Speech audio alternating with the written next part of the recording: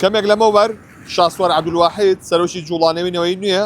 لە گرتن و گواستنەوەی سلێمانی بە کەفالەت ئازاد کرا بە پێی ئەو هەواڵەی لە کەناڵی NRT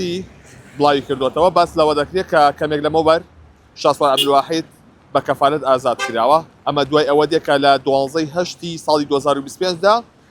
لە کاتژمێر 10 شەو لەلایەن پۆلیس سلێمانیەوە دەست بەسەر کرا بۆ ماوەی 5 مانگ زیندانی کرا لە سەر سکاڵای شادی نەوزاد، پاشان ڕاگیرا لە سەر سکاڵای خاوەن پشکەکان و چەندین کێسی دیکەی بۆ زیندوو کرایەوە کەوەی کە هەبووە، بەڵام ئەوەی کە هەیە کەمێک لەمەوبەر لە گرتن و گواستنەوەی سلێمانی بە کەفالەت ئازاد کراوە لە ئێستادا بە ڕێگاوەیە کە بگاتەوە شوێنی خۆی، کە ئەمە لە کاتێکدایە کە چاوەڕوانەکرا لە 12 مانگدا بە کەفالەت ئازاد کرێ، بەڵام دواکەوت بۆ ئەمڕۆ. بۆیە کەمێک لەمەوبەر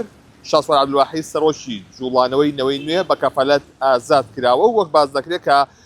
ئەمە کێسەکانی تا ئێستا دانەخراوە بە تەواوەتی، بەڵام